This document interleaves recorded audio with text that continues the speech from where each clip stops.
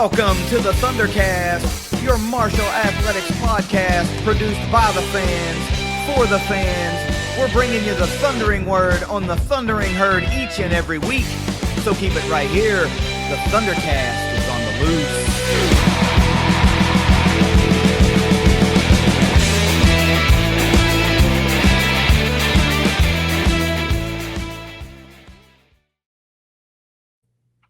Thanks for downloading another episode of the ThunderCast. You guys can follow us on Twitter at ThunderCast_pod. And of course, you can also follow us on Instagram, and you can like the Facebook page because there's been some wicked cool content going on those social media outlets for a little bit now. And if you're not over there, you are missing out. So I highly suggest you find the Facebook page at least at a minimum. And like the Facebook page so you don't miss any of the content going on over there.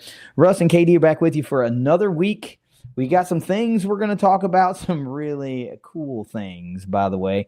As the episode title alludes to, the herd is staying hot on the recruiting trail, and we're going to talk about that. There's some a champ is staying home, and we've got some other things we're going to bring you up to speed on in this busy week of herd athletics. But Russ, I don't know. I think there's quite a bit of quality info. Folks are going to want to stick around to the very end, as just like last week, because there's some stuff you're not going to want to miss out. So I say we get into these, but we can't do any of it without a word from our sponsors at Leasure Oliver PLLC. And since we're talking about a lot of football recruits here in our last thing, we're going to do their football intro. If you've been hurt in a wreck, call the law firm of Leasure Oliver PLLC. Find them at 304carwreck.com. Well, let's go ahead and do a little spoiler, not the things, but there is no Around the Herd this week because there is nothing going on around the herd this week on fields and courts and in arenas.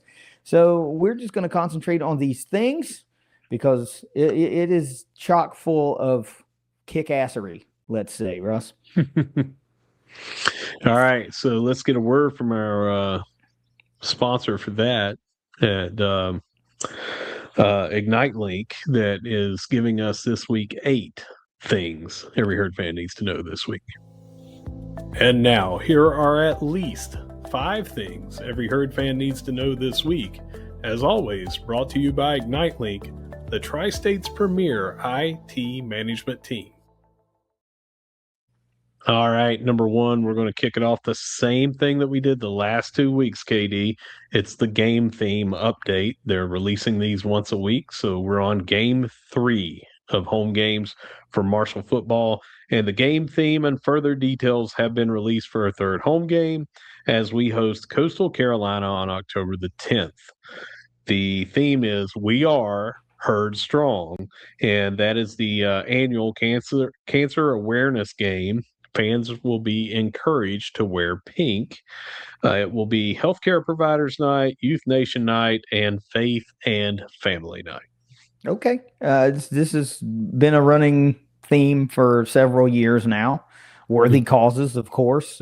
Marshall's kind of big on a lot of cancer awareness events across the entire athletic department. I think it's continually one of the cooler things that we've done in the past with the choice of cancer awareness ribbon on the baseball hats for a game or a series throughout the season. I just think that's really cool. And of course, you got to keep that theme in October with cancer awareness. It just fits the bill. That's kind of what it is as it relates to football nowadays. And I'm down with it. Wear pink. They want you to wear pink. Wear pink. But if you can find yourself a pink herd shirt, I would try to rock that. I'll tell you where you can get them is over at the Herd Stadium store. The day of the game, I'm sure they're going to have some over there. But if not, contact them. Contact Brett Riffey if you know him. They'll be sure to get them in. Glenn's downtown, I'm sure is going to have them. But the bookstore on campus, the bookstore or stadium store at the football field, both should have some kind of pink Marshall shirt. Don't forget, too, they also will be handing out signs. They do it every year, and it will tell you who you are cheering on, or in either currently going through it, has gone through it and beaten it, or battled it out, and you're putting them on the sign for in memoriam of them. But they do that every year, and I also think that's very cool. Yep, I agree. I think it's cool. Also, real quick, in my day job, I get to be over at the stadium and other athletic facilities from time to time as an equipment provider. And I was there today. The inner gates being down, you just do not realize how much it expands that concourse. Was happened to be over there today. They're doing a lot of work still on the lights, doing a lot of work on the power washing. And stadium looks drastically different, but there is a lot more that will be going on. As I talked to them today, it's going to look very, very sharp by that first game. It should. I mean, not that I'm dragging, right? But it should look pretty sharp. And a lot of what has been talked about really in recent history is how do we improve the game day experience, for fans, and having a little more elbow room is one of those things, dude. Like, it looks like it's quadrupled the room. I mean, even all you're doing is taking those dividers out, but it looks like what was outside looks so much bigger than what it was last year, even though nothing changed.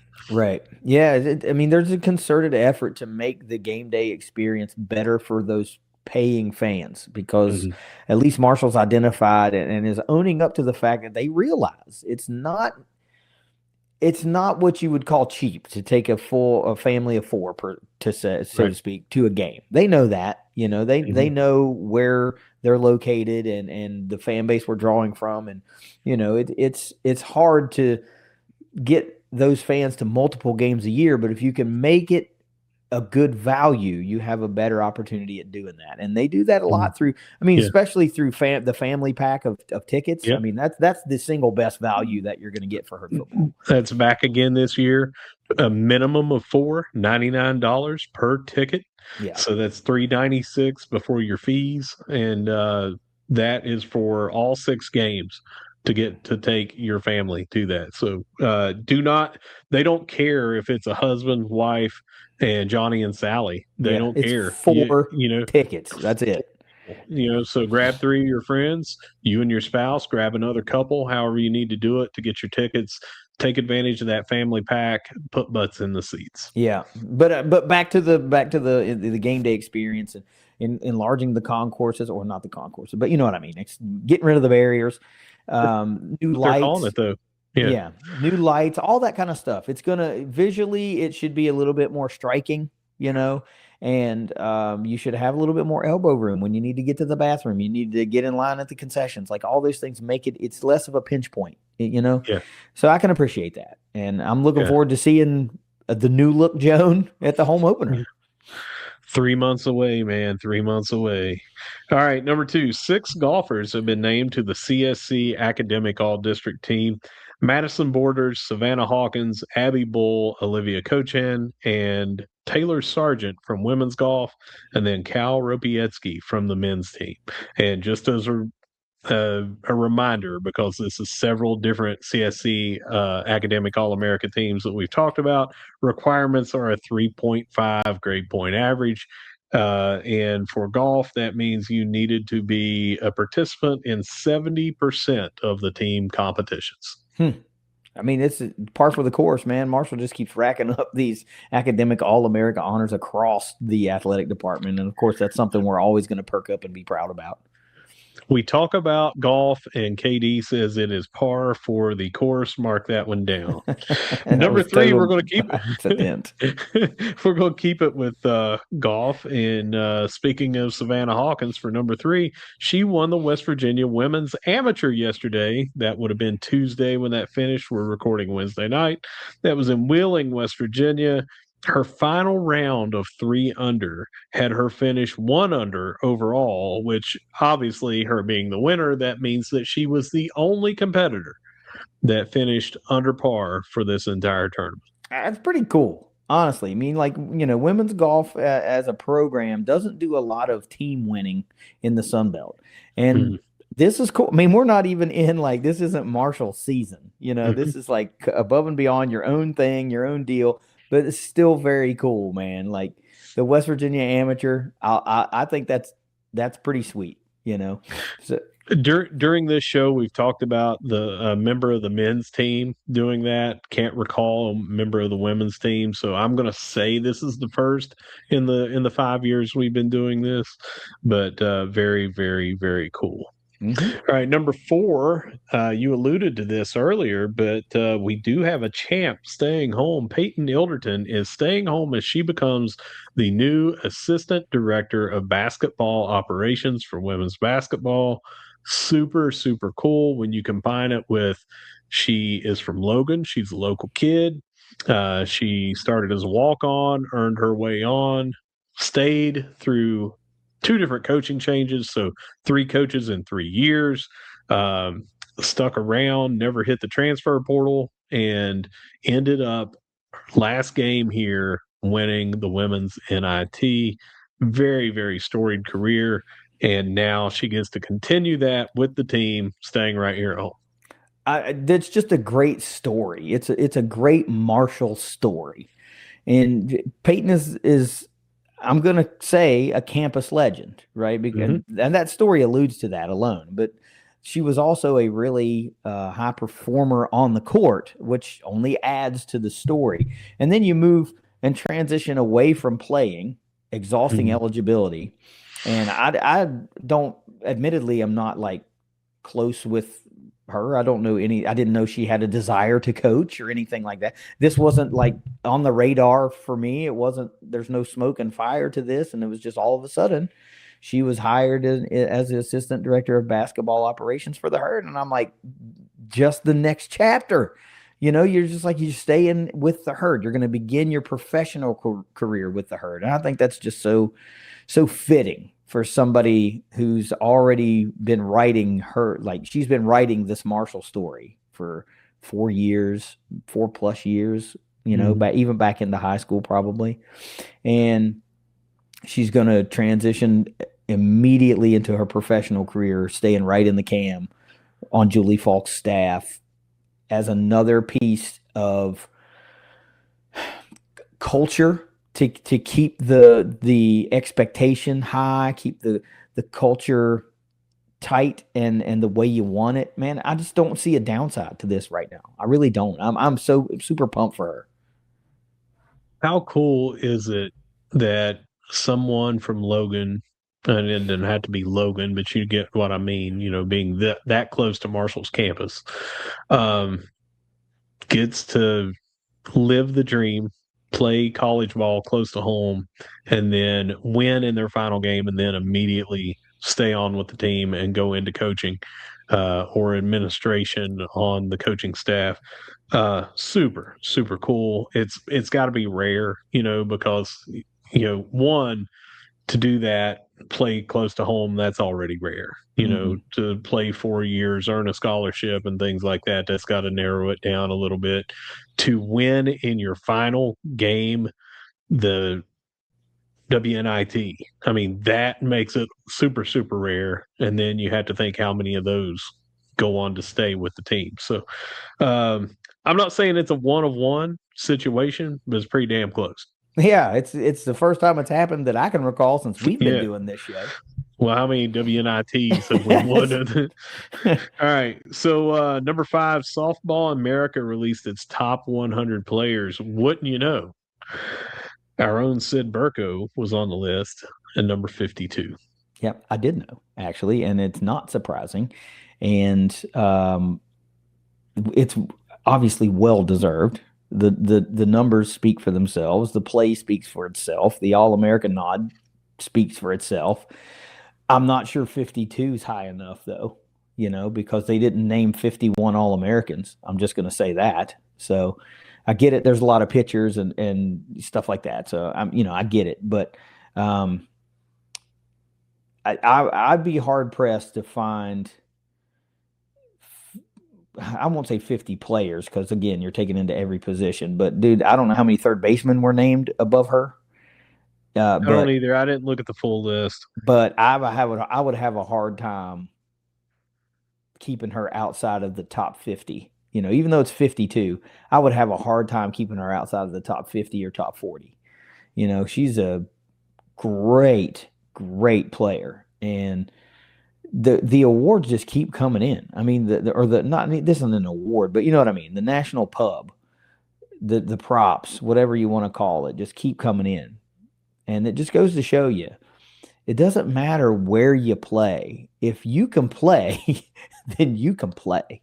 So let this be a little bit of a reminder. And I'm not talking to softball players, but all players. You don't have to jump in that portal and take off. Like, if you can play, they will find you and you will be recognized. I mean, we've had a bevy of football players make it to the NFL, baseball players working their way through the farm system ranks right now. I mean, Owen Ayers has been did you see his stat line? I don't mean to get off topic, but did you see his stat line the other day or from the last month? By all means, get off topic and mention that. Oh my Lord. Let everybody know. I got to find it because I don't want to get it wrong, but the numbers were crazy. Oh, it's only like over the last month, but he's hitting like, I want to say like 4 something, 5 something. It's a lot, but I'll look for it while we're talking about this. But this is just proof that you don't have to just take off. You know what I mean? You can stay right here and you can win. You can be recognized. You can do it right here in Huntington, So good for Sid, man. Good for her. All right. So number 6, Anaya Charlton of track and field will be competing in the USATF Under 20 Championships this week in Eugene, Oregon. Track and field. I mean, I'm assuming. Well, I don't want to assume. Did you say, or does it say, what's her discipline? Is she a sprinter? I do not remember what she is, but I am fairly certain that she is in either the sprinting, hurdles, or jumping categories. She is not in the throws. I cannot find the Owens stats over the last month right now, but just as of 6 hours ago, somebody put out a top 100 MLB prospects list, and he is at number 68. So climbing the ranks, man. Owen Ayers is climbing the ranks, new to the rankings. So from not ranked to 68, that's pretty good. Well, I've got his 2026 stats when he was in A+ South Bend in the Cubs organization. He had only 11 games, hit 372, and had 6 home runs in only 11 games, then got called up to AA. And in the 43 games at AA, he's hitting 313 with 11 home runs. So just going with your batting average and your home runs, he's raking right now. I mean, a home run every other game in high A ball, and then going to AA. He is 1 every 4 games. So I mean, that's getting it done, man. Yeah, he has been on a tear. Oh, God, I wish I could find. I saw it last night, and I thought, I'll be able to find that again if we talk about it. Nope. Got to hit that bookmark thing, man. I'm telling you. All right, number 7. Speaking of track and field, they got another new signee this week, Janae Beresford from Miami, Florida, staying right on top of the recruiting. And that is going to take us into number 8, our 8th and final thing. Football recruiting had a huge week. Started over the weekend, but it has not stopped. And this is as of when we started this episode, just like I said last week. Hell, we might have somebody else that signs right now while we're doing this. But I'm going to go over the 8. Let me go over them one at a time, and then if you have anything to say about them, then we'll move on to the other. First one's 6 foot, 160-pound wide receiver Vinny Hill from Loudoun County High School in Woodbridge, Virginia. He had offers from JMU, Liberty, and Old Dominion. All I want to say, I'll have something to say about all these guys, but what I want to say here is what stands out to me is that the Herd went into Virginia and out recruited two of our SBC East counterparts, right? James Madison and Old Dominion.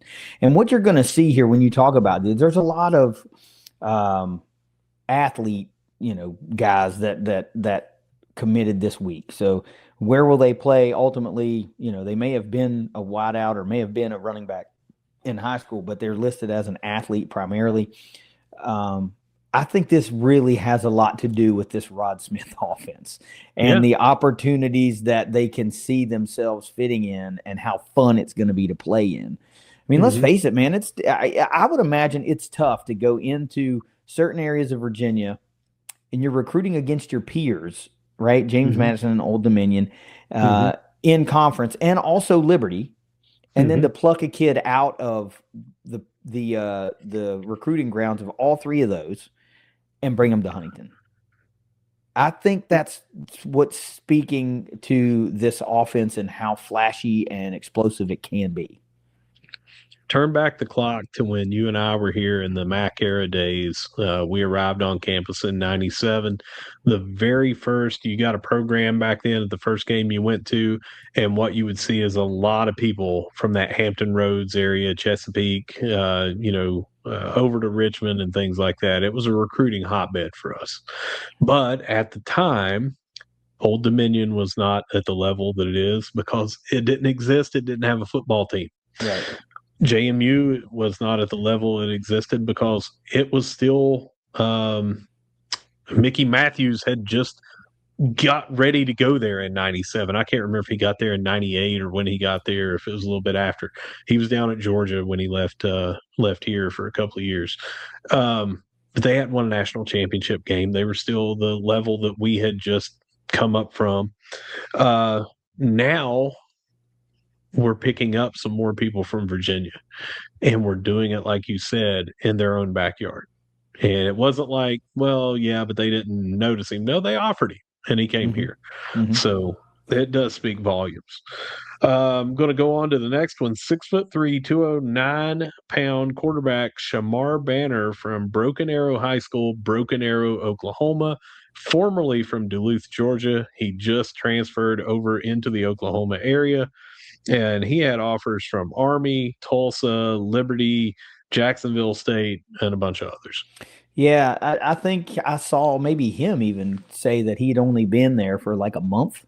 So it's not like Marshall's recruiting Oklahoma, right? Obviously, they were in on him being a Georgia player, and a lot of the production, or if not all the production, is going to show from Georgia high school football. But 6'3", 209, that'll play as a quarterback, right? Athletic looking kid. I think like you got room to grow into that body, obviously. So it's not out of pocket to say that Rod Smith has an archetype of quarterback that he covets. It's tall, lean, athletic, fast, dual threat guys, right? That's the archetype of the Rod Smith offense. So they have been still recruiting several quarterbacks, and there's still several to make a decision. Marshall had been listed as the favorite on 3 for a couple of guys, but this is the first one to say, yeah, I want to run with the Herd next year. So there's still plenty more of recruiting to go. Who knows if we'll take more quarterbacks or no more quarterbacks, but I like this one. I watched some highlights after the commitment, and I thought, okay, like this is Georgia ball. This is like respectfully, this is pretty decent major high school football. So the kid can play, and I like what I see. I like the prospect of how it will look in 2 more years under Dwight Galt in the weight room and the practice field and the evolution of this offense. I like it. You said he looked like an athletic kid. You said he could grow into his body, and you mentioned Dwight Galt and what he could do. This is coming from his Twitter profile. And keep in mind, he's getting ready to go into his senior year. 525 on the squat, 413, 4.13 on the 5.10.5, and then a 37.7 vertical leap. It's flat out getting it done as a junior in high school, getting ready to go into your senior year. Yeah, I mean, it's pretty. It means you can put some weight up, but you're also explosive. You got change of direction skills. Of course, if you're throwing the football, I want to know what that looks like, in a couple of years too, because that's ultimately what's going to matter the most, really, as far as the skill set goes, that and awareness and things like that. But from the outset, as a junior entering the senior season with still a senior season to play, it's pretty impressive and a pretty good pickup for the herd. I forgot to mention, let's go back to Vinny Hill. I had his stats here. 52 receptions, 806 yards, 1,200 yards all purpose, 17 touchdowns, which is the most touchdowns in school history, most receiving yards in the district. So really good. 52 receptions, 17 of those, which is around a third, went for touchdowns. Yeah. This kid can find the end zone, right? Yeah. That's what you like. All right, our third one that we're going to talk about is 6 foot even, 205-pound running back / athlete Tyrick Powell from St. John's College, which is a high school in Washington, D.C. He had offers from Cincinnati and Maryland, amongst others. So I don't really get hung up a lot on offer lists, especially in this day and age. But I'll say that, if a kid's got 30, that's impressive. I don't care who they are. If you got 30, then you know what I mean? You can't help but pay attention to that. But when there's guys in this DC area, Maryland recruits the hell out of the DC area, right? They really do. And if they like what they see and they think, okay, you can contribute on this ACC offense or this Big Ten offense, we need you in our conference, because we're going to be playing some pretty top tier defenses. We know we went up against one a couple of years ago, right? And last year. But if they're in on a guy like that, especially a skill guy, running back guy, slasher, athlete, a lot of those skills translate to this level of ball extremely well. Extremely well. When, with the portal, it makes it a lot easier to recruit some of those power league guys on defense. So you can't say that the defenses are a step slower like you could a generation ago. But that explosiveness, that type of athleticism is going to track. And then when you get it in an offense like Rod Smith, you really get to unglue everything that you've got going. He will find a way to accentuate your best abilities and get you in open space and see what you can do. So all of these athlete type guys that we get, those are so intriguing to me because he may have played running back in high school. Who knows where he'll land in this type of offense? Yeah, could be a Floyd Lacey type. Could be. That's what I mean. Yeah. So it's hard for me to go, oh, okay, he'll play running back. He'll run between the tackles and he'll get the hard yards and all. There's just no telling. And that's part of the cool factor of this offense. 1,165 rushing yards for 11 touchdowns. So he also found the end zone quite a few times there last year. Next on the list, 6 foot, 190-pound running back / strong safety / athlete. However, most recruiting sites list him as a safety. Lance Donaldson from Pearl Cone High School in Nashville, Tennessee. He had an offer from Eastern Kentucky, was the only other one than Marshall. But again, like you said, not getting caught up. When a coach sees someone that fits their offense, they get them. And don't be surprised to see a bunch of offers coming this kid's way now that we have offered and signed the kid. Yeah, and of course, like everybody else is listing him primarily as a defender, which he may be. But this could he played running back as well.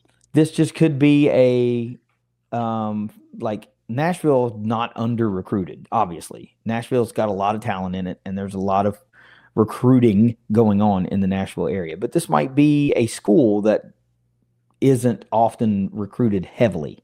Maybe it's just one of those schools that doesn't have a bevy of talent. You go there and you're going to see one kid as opposed to some of the other schools in Nashville, and you might see 6 or 7 kids. So who knows? But until we know where he'll land on the roster, we won't have any inkling of the thought process behind why did we sign this guy? Will he be on the defensive side or the offensive side? We don't know. I will say a point in that favor of him ending up as a safety was he was recruited heavily by Dean Hood, the safeties coach. So again, we've had people switch positions after they got recruited for what they were. Athletes will find their way on the field. Kid played as an athlete. He was probably in the return game, but definitely as a strong safety and as a running back, has some good size on him, you would figure. All right. Next on the list, 5'10", 170-pound slot/running back/athlete Onyx Vasquez from Windermere High School in Windermere, Florida, offers from Air Force and Navy. So Onyx starts the Sunshine State recruiting trip, man, and they racked up in Florida this week. My golly. But I saw a number of these kids had offers from service academies, and a lot we talked about last week. So that's always a factor that I think of, like, okay, so this guy's got his grades in order. You know what I mean? It's like they're not going to really take a chance on it's tough to get into a service academy, like really tough to get into a service academy. The athletic scholarship or not, everything else has got to be lined out because they don't have to take you. There's a laundry list of people that want to go there. But anyway, another one of these slasher guys, and you said it right there: slot / athlete. Yeah. So this is a slash guy, and these things are. In years past, I would not have been as excited about slash guys because our offense that was way more predictable and what you were looking like and what you were going to do. And this year, for the first time in a really, really long time, I don't know what our offense is going to look like. And that's in a good way. Like I'm excited about that. I'm not like worried about it. Right. I don't know what this is about to look like. And so when I see these slasher guys, if I see what I hope I'm going to see this year, it'll shoot my excitement level for this type of player off the charts for the future. We talked about inside wide receivers being coached last week. We talked about them being coached by Gunter Brewer. He specifically called out Gunter Brewer and Rod Smith. So you would expect to see him in that slot / athlete, but Floyd Lacey lined up in the backfield a couple times or had some end arounds and things like that. He also played running back. So I would say you could probably see him in that role. How many times am I going to mention over the last couple of weeks Floyd Lacey?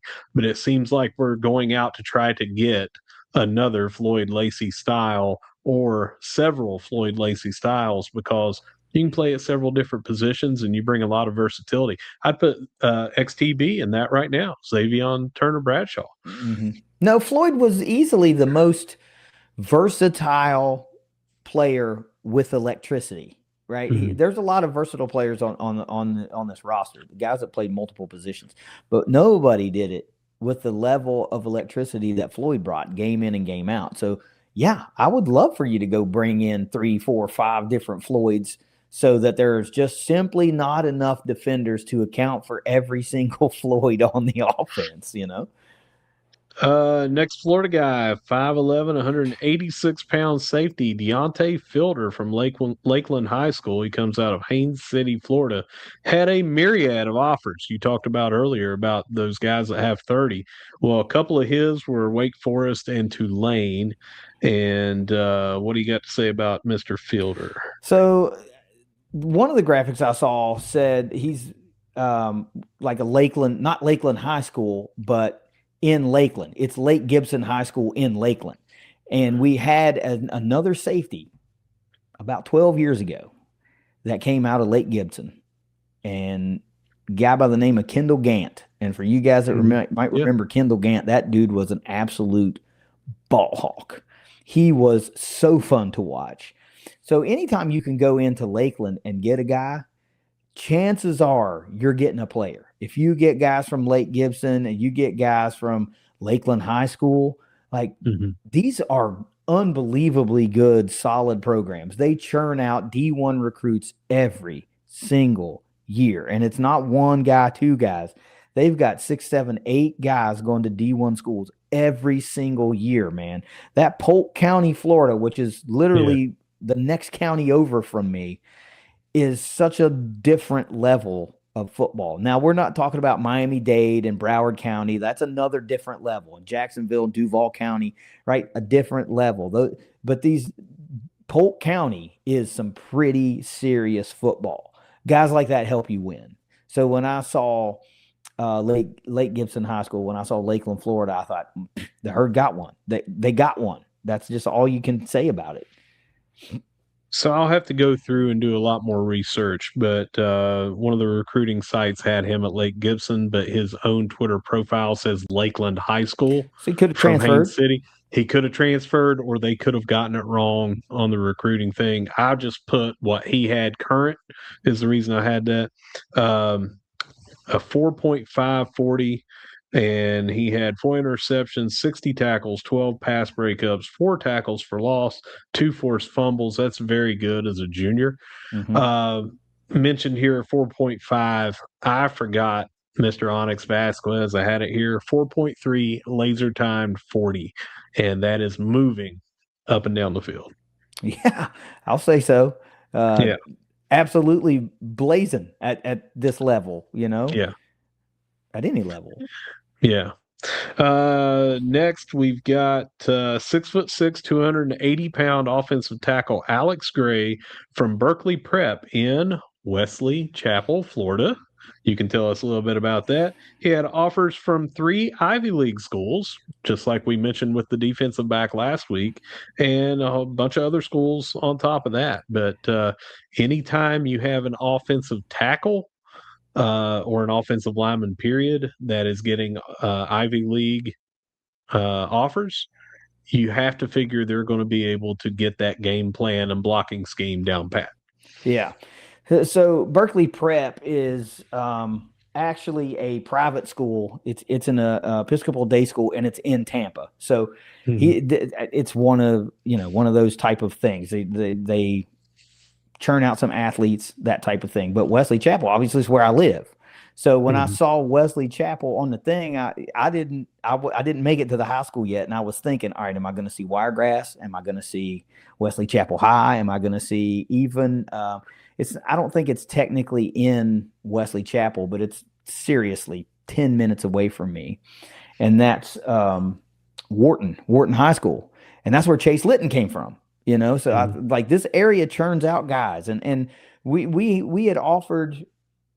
We either offered somebody or somebody committed. I can't remember, but it was right here also in Wesley Chapel, one of the local high schools. But Berkeley Prep is, they're the type of thing, like they're offering scholarships and that type of thing to come there and play for them. So if you can play there, you can play. And this kid's got the build you want, obviously 6'6", 280. You got to love what Dwight Galt could do with that. You know what I'm saying? With a senior season to go. So if any members of the Gray family happen to upon this episode, hey man, I'm right down the road. There's some herd here in Wesley Chapel. KD says come over for dinner. Yeah, what the hell? Throw some pizza bites right in the oven, right? 84-inch wingspan for Mr. Gray, 7-foot wingspan on a 6'6" Ivy League caliber offensive line body. So you got to be really excited about that, especially playing in a prep school and things like that. Seems like we got a pretty good gym there. All right, and our 8th and final one, as of when we started this episode, 6'1", 180-pound wide receiver, Camden, I'm going to say either Teets or Tietz, from Bolus High School in Jacksonville, Florida, had offers from Minnesota, Wake Forest, several Sunbelt and Conference USA schools, amongst others. Yeah, I mean the Sunshine State giveth to the herd this time, man. 4 kids in 1 week, all offensive side of the ball, with one we may think is a safety, but was also had heavy offensive production there in high school. But dude, Two you safeties. couldn't. Oh yeah. Oh, that's right. Yeah, fielder. You want to come down and fill out athletes for your explosive offense? There's no better place to come than right here, and they're hitting the major metro areas. That's the thing, man. You're hitting Polk County, you're hitting Duval County, you're hitting Hillsborough County. I mean, hometown's in Pasco, but Gray's playing in Hillsborough. But these are the major areas without going into South Florida. If you're not going all the way down to Miami-Dade and Broward, then you best be hitting Orlando. You better be hitting Orange County and Duval County, Polk County, and Hillsborough. And that's where they're hitting. And you find players that can win you championships in these areas. And I love it. I love this. This has been such a good week for the herd. Got him as a 4.5 on the 40-yard dash. Again, these are all junior stats and times and things. So what they're doing in the weight room and on their times and things like that, you could see improvement on that. But that's even before they get here to a D1. Dwight Galt, not just heavy on the weights, but heavy on speed, flexibility, lateral movement, all that sort of thing. Eating right like a D1 athlete, growing into your body as an 18 to 19 to 20-year-old. So, again, looks like we had a very highly successful week. Yeah. I mean, would you say 8 guys? Is that what you said? 8 guys. Yeah. 8 guys and 6 just a week or two ago. Yeah. And we talked last 14 week. members in a 27 class already. Yeah. 14 in about 9-ish days, 9 to 10 days. Yeah. The herd has been hot on the recruiting trail, man. Like some of these, there were some of our peer schools announcing their first couple of commitments, before we did. And I'm thinking, man, I forgot, like it's 27 season already, and then boom, we ripped off 6. And I thought, hey, all right, well, we're in it. And now they've outdone themselves with 8 more. This is wild.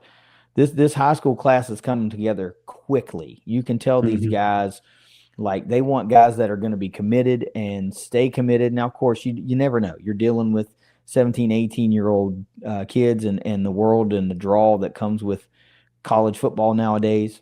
Flipping commitments is going to happen. I won't say it won't happen to us, but it's going to happen. And it's already happened, to some programs across the country. Could happen to us both directions. We could lose some and we could gain some. So I don't recall. I just didn't expect this Tony Gibson staff to be this aggressive in the 27 class this fast. That's what's surprising to me. And I think it's awesome. I hope they get kids that are sold on the herd and stick and just want to, like, they found where they want to be. I hope so. KD, that does it for our 5 this week. 8 things every herd fan needs to know this week. And as always, thanks to our friends at ignite.link. I told you it was worth it. You stick around, you get that football fix. We're position group breakdowning already, and recruiting has just, man, somebody put a fan on it because it is way hot. But it's worth it to stick around to the end of that episode. Appreciate everybody for sticking around. Russ, I got nothing else. If you want, you can take us out of here. Yeah, whether you see us at the cam, whether you see us at the vet, or whether you see us what seems like so soon at Jones C. Edwards Stadium, no matter where you see us, we're going to be saying, go herd. Go herd. It's the ThunderCast. We'll see you guys next week. Later.